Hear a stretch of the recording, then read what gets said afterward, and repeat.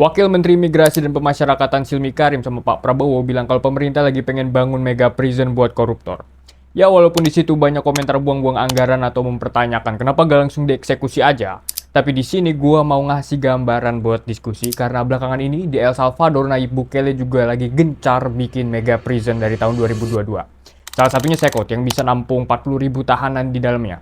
Nah, menariknya konsep mega prison di sana itu bukan cuma sekedar penjara yang napinya makan tidur doang, tapi punya program tenaga kerja, isinya ada pabrik tekstil, manufaktur, pertanian, dan lain-lain.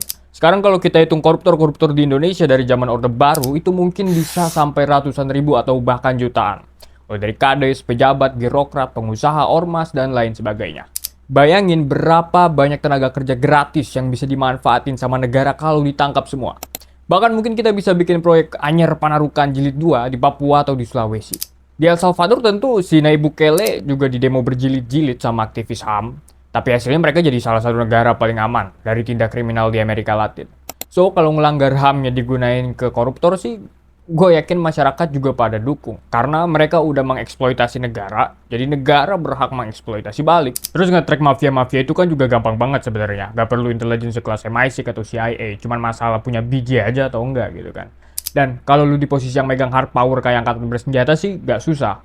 Karena memang menurut gua, mostly di dunia ini gak ada mafia atau kelompok kriminal yang lebih kuat daripada Leviathan atau negara. Jadi pandangan gua, kalau mekanisme mega prison yang dibuat sama aja kayak sel napi biasa, jelas gua nolak. Karena harga peluru lebih murah daripada biayain hidup orang di penjara. Tapi kalau konsepnya dibikin mirip camp konsentrasi kayak di El Salvador atau di Laogai, China, gua dukung. Terus bagaimanapun kita gak boleh lupa, ngeberantas korupsi itu juga bukan hanya dari aspek hukum dan teror politik massal aja. Tapi gimana caranya kita bikin ekosistem yang bikin korupsi itu jadi bukan pilihan yang rasional. Bisa dengan ngedorong dari segi transparansi dan gaji yang sesuai. Misal kalau mau perubahan yang radikal bisa adopsi blockchain, biar bisa langsung geser Denmark dari posisi satu negara yang paling transparan.